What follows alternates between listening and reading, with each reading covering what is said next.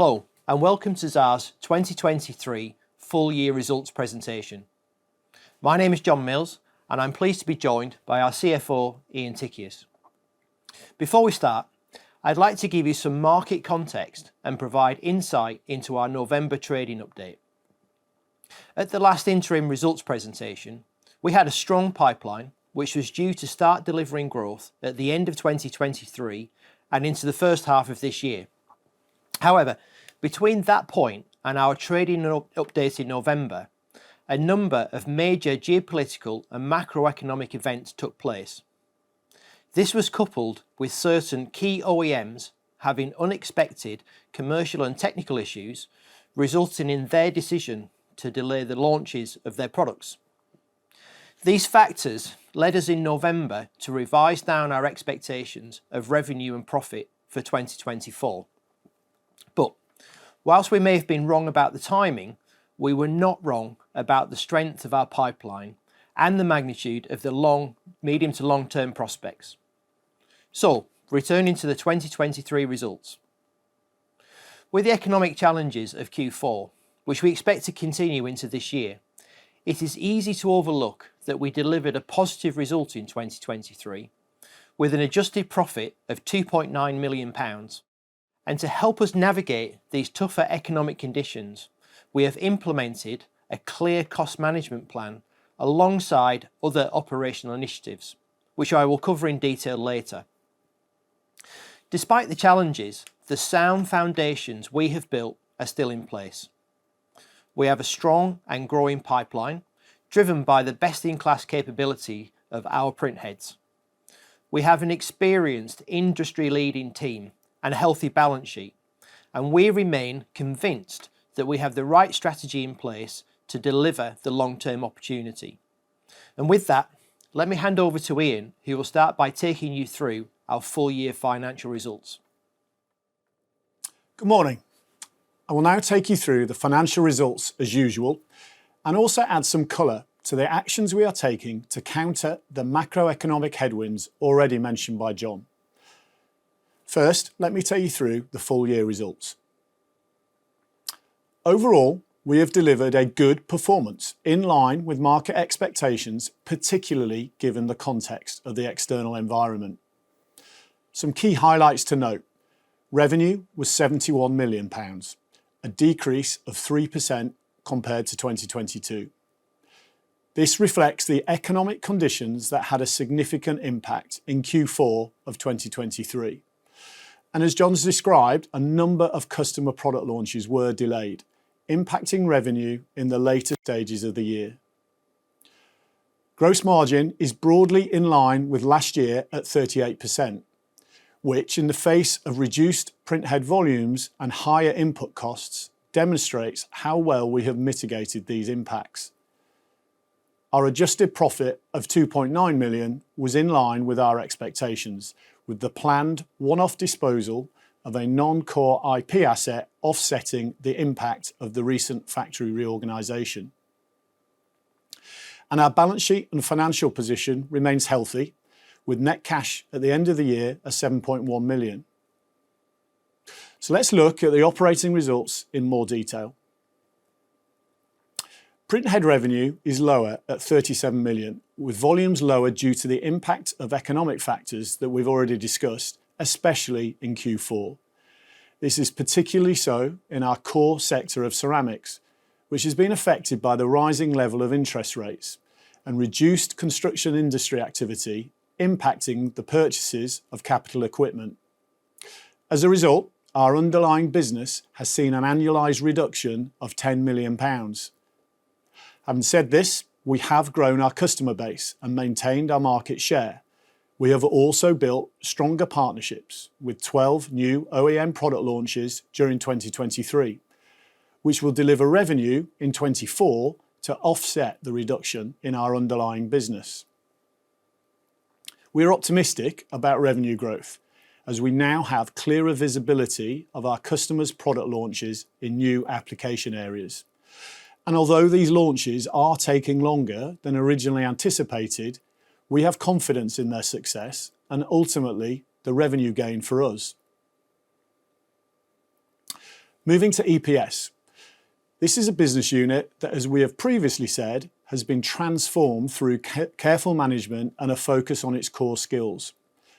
As a result, it continues to grow. We have maintained a gross margin of 38%, bolstered by the operational actions and process improvements that we have made over the last 18 months. I'm also pleased to say that with single pass machine sales, we are consolidating our market position in key areas, such as sporting goods and power tools. And this has delivered strong revenue growth, and so demonstrates the good progress we have made against our plan. FFEI and Megnajet continue to expand our customer offering. We're pleased with the progress that both businesses have made, delivering on print engines and ink supply systems. In particular, Megnajet has been successful in expanding its customer base and now has a greater range of customers. Our plan has been to focus on products that support our strategy for the group. This means that we will be looking at options to exit the non-core life sciences side of FFEI, and the recent sale of IP is part of this process. As a result of the IP sale, FFEI delivered adjusted profit of 1.8 million and Megnajet 0.7 million. Both have been good profit contributors to group performance. As we all know, there has been significant input cost inflation, especially in energy, raw materials and labour. However, our operational improvements have enabled us to drive efficiencies and performance across the business to help mitigate these increases. For example, we have seen labour cost increase for this year of almost 6%, and with rising electricity prices, we were faced with an increase in energy costs of over £1 million, which would have been a 67% rise had we taken no action. Our proactive approach over the last 18 months has constrained this increase to just 20%. At the end of 2023, we had to take the difficult decision to reduce our headcount and make redundancies to right-size the business. This is never an easy decision and was not taken lightly. However, it was the right decision and positions us well for growth when macroeconomic conditions improve. And we continue to exercise tight control over the remainder of our cost base, while also seeking opportunities to drive performance. As an example, we have established an internal project named Hubble, which will provide focus for our key priorities and goals with no incremental investment. This project is split into 4 key areas: commercial strategic opportunities, which John will expand on shortly, operational efficiency, organisational effectiveness, and customer integration, each with an appropriate executive sponsor and project lead. This project aims to deliver cost savings on an annual basis of £2 million, of which £1.2 million has already been identified and implemented, assisting our ability to deliver performance in 2024. The group retains a healthy balance sheet and cash position, which gives us the capacity and flexibility to deliver on our planned operational performance. Net cash at the 31st of December was 7.1 million, representing a net outflow of 1.4 million in the year. During the year, inventory increased by 2.1 million as a consequence of the unexpected reduced demand in our core markets, particularly in the ceramics sector. This outflow was largely offset by our tight cash management, bolstered by the proceeds of the sale of IP assets during the year. Whilst we have won business through the advantage of offering shorter lead times to capitalise on commercial opportunities, we continue to monitor the product mix of finished goods to ensure it is appropriate for customer demand. We have maintained disciplined cash management, focusing on improving operational capability and efficiencies. We expect positive cash generation in the year, driven by a planned reduction in our finished goods inventory. And we have also agreed a revolving credit facility with our bank, which is now in place, giving further flexibility as to how we manage our working capital and cash position.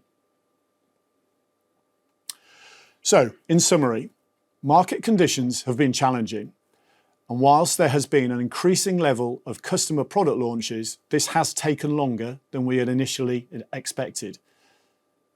The year saw us continuing to proactively manage our cost base, make strategic progress, and delivering profit in line with expectations. We believe this is a good result against the backdrop of a difficult external environment. Which brings me on to outlook. The recent weaker demand and delays in some customer product launches is expected to result in lower revenue growth for 2024.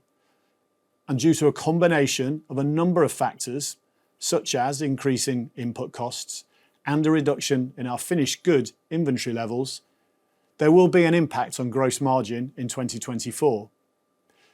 This is all in line with our November update, and our expectations for the full year remain unchanged. As I said earlier, in the face of economic headwinds, it is critical that we do not get blown off course and that we continue to focus on delivering our strategy, which is to sell more print heads. And for this to occur, we need to do two things. Firstly, extend our range of products to access all digital print markets, which we will talk about in more detail shortly. And secondly, make it easier for customers to use our print heads by supplying the supporting system components. You will be familiar with this graphic, showing the market opportunity and products that we have launched, giving access to our target markets. You will also remember that historically, Xaar focused primarily on the ceramics and the coding and marking sectors, which gave a total addressable market of £200 million. We now have a compelling product in 4 of our 5 target markets. This more than doubles the total addressable market and significantly broadens the breadth of the opportunities in our pipeline. The successful acquisitions of Megnajet and FFEI, along with the partnerships we have forged in the areas of ink and datapath, give us the ability to supply our OEMs with whatever they need to develop their printers. But in order to reduce our exposure to unexpected events, we are further supporting our business model with 3 key initiatives as part of the commercial strategic opportunity stream of Project Hubble. The first is to diversify our geographies. We have targeted OEMs in Europe and US to give more regional diversity and to reduce our dependence on any specific region. And I am pleased to report that we have seen good growth in new development projects in those regions. This initiative, along with our established strategy of having a compelling product in each target market, will build further resilience into our business. The second initiative is to develop relationships with our end customers in a way we have not done before. 3 years ago, our focus was to rebuild trust with our customers, and this has now been achieved. So we now want to expand our market understanding by engaging with the end users in partnership with our OEMs. This not only strengthens the relationship with them, but enables us to have a clear picture of the decisions that drive the adoption timing of the new systems with Xaar technology. And although it's early days, we are already getting feedback that both end customers and OEMs appreciate this increased involvement. And this brings me to the third initiative, which is to address some of the issues we face when our OEMs integrate our print heads into a new system. We understand that the transition to Xaar technology and revolutionary high viscosity inks can present technical challenges. This is why we are further developing our service offering to better support them as they onboard our technology. Firstly, we are targeting our resources to identify issues earlier and provide more support to resolve technical challenges.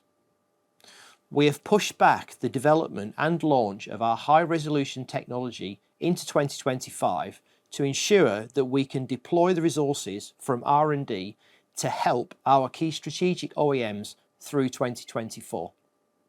Secondly, we are investing in developing the full printer solution in-house for our key markets so that we can identify and resolve issues with system integration before they create problems in the field. And none of this is a change to our strategy. It's just about placing greater effort to accelerate adoption of our technology. So, we are delivering on our strategy. We are diversifying our opportunities, both by market and by geography. We are working with our OEMs to gain a deeper understanding of the market dynamics, and we are further increasing our support. And with that in mind, I will now update you on the opportunities in each of these markets individually. In 2023, the ceramics market contracted by 23%, largely driven by a decline in commercial and residential construction, particularly in China.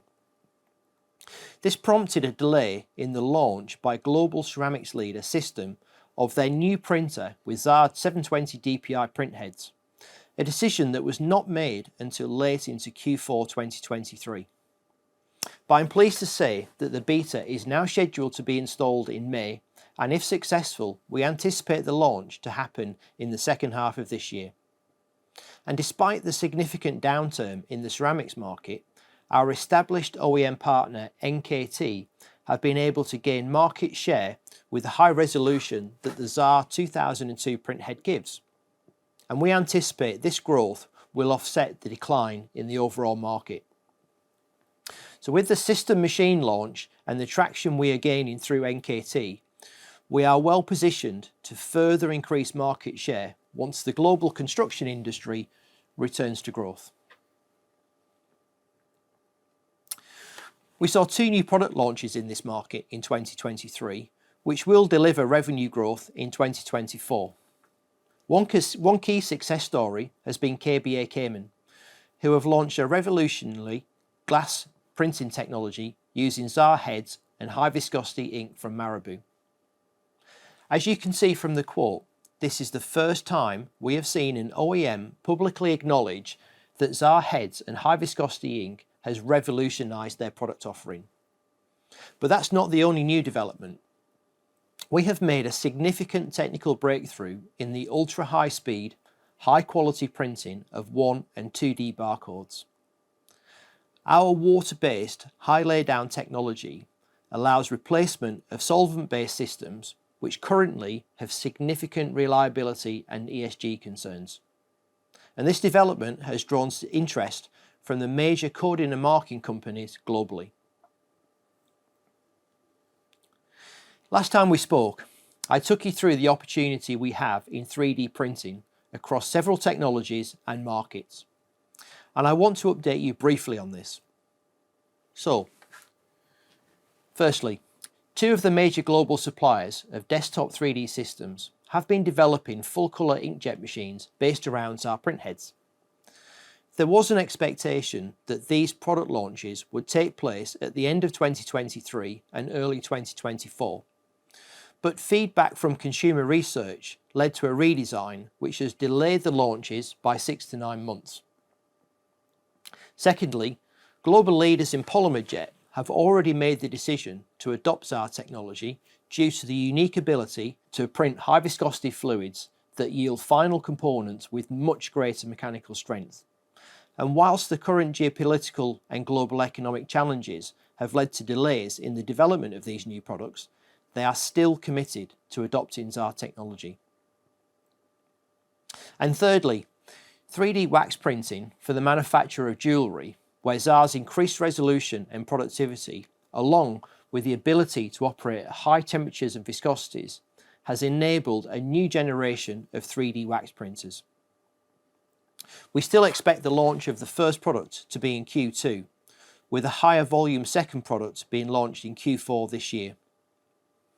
So overall in 3D, we have seen some disappointing delays to the launch of OEM products, but we are confident of the medium-term opportunity in this market. Advanced manufacturing is an exciting market for us, particularly as existing applications move closer to commercialisation and new projects enter our pipeline. Here, Opportunities are created by a transition from analog to digital, establishing new markets enabled by Xaar technology, rather than displacing competitor printheads. Therefore, the size of the opportunity for Xaar is not bounded by the current scope of existing digital print markets. Last time I spoke about 3 new applications, one for electric car batteries, another for replacing spray painting for cars, and a third for the manufacture of printed circuit boards. Well, I am pleased to say that we have passed a major milestone. In combination with our partner Xaar, we have successfully painted a car roof at a major car plant using a robot and a Xaar printhead. This paves the way for the commercialisation phase, and you should watch out for future communications coming from Xaar, who have branded the technology NextJet. The use of inkjet reduces emissions and paint wastage by up to 70%, which is a great example of how our technology is making a positive impact in the markets of our end customers. And now I would like to update you on how Xaar is enabling the next generation of electric car batteries. The key factors for the adoption of electric cars are cost, range, and time to charge the batteries. Current battery technology has improved significantly over the years, but the next generation promises to extend the range to 800 kilometres and allow charging to 60% in 15 minutes. However, the deployment of this new technology is being held back by a technical limitation of the current installation layer, which is the blue plastic film that is glued to the battery, as you can see in the pictures. The increased voltages and heat generated when charging the new batteries can cause this film to delaminate and create a potential safety hazard. And we have been working with the battery industry for the last 3 years, developing an inkjet coating that replaces the plastic film. I recently visited 3 of the top 8 battery manufacturers in China, and they confirmed that inkjet is the preferred solution and that Xaar is the preferred printhead, thanks to our high viscosity capability. The coating solution has passed all the required tests, and they are now preparing to move into production in 2024. We have received the first printhead orders from our OEM partners for their production machines to be delivered later this year. This is another prime example of the initiatives previously mentioned, where we have engaged with the end customer to understand their adoption timing and how we can better support our OEMs. And we will keep you updated on this and other exciting opportunities in advanced manufacturing. We launched Aquinox in November 2022, and the response has been extremely positive, with a number of the major OEMs in textiles and packaging choosing Aquinox for their next machine development. However, it has taken much longer than we anticipated to get commercially available inks that exploit the unique properties of Aquinox. I am pleased to tell you that we are now seeing the first ink sets being made commercially available, which will allow a number of our OEM partners to move forward with their product development. We are also delighted that the significant benefits of high viscosity inks have recently been independently validated by the Welsh Centre for Printing at Swansea University, confirming the superiority of our technology. As we've discussed previously, wide format graphics is the single biggest market. We had planned to launch a new product for this market in H2 this year, which would be the 5th product launch from our ImagineX platform. However, as we discussed earlier, we're going to delay the development of this product to ensure that we have the right focus and resources to support our OEMs to deliver the key projects already in our pipeline. So finally, this brings me onto our customer pipeline. As we have discussed, a number of expected product launches at the end of Q4 and in H1 this year were delayed due to a variety of reasons. But we should not overlook that there are actually 12 new product launches using Xaar printheads in 2023. And despite the more cautious outlook, we still expect there to be 12 more in 2024. I've made the comment that our pipeline is strengthening, and this is because we have seen a significant increase in the number of companies that have bought a development kit and are now in varying stages of product development. We've seen a reduction in the number of companies in the qualified interest stage for two reasons. Firstly, some have moved into the development phase, and secondly, we have become more stringent on the qualification process to enter our pipeline. The key focus this year is to ensure that our OEMs get to market and deliver the revenue growth, as stated earlier. We are increasing our support and getting closer to the end customer to maximise our chance of success. So, in summary, we have delivered in line with expectations in 2023, despite economic headwinds which we expect to continue into this year. But we are still delivering on our strategy. Our pipeline is getting stronger, and the increased support we plan for our OEMs and end customers should ensure we maximise the number of new product launches this year. So, despite the short-term challenges, we remain hugely excited for the future of Xaar and remain confident that the unique capabilities of our printheads will drive broad adoption over all markets over the coming years. We're now happy to take any questions you may have.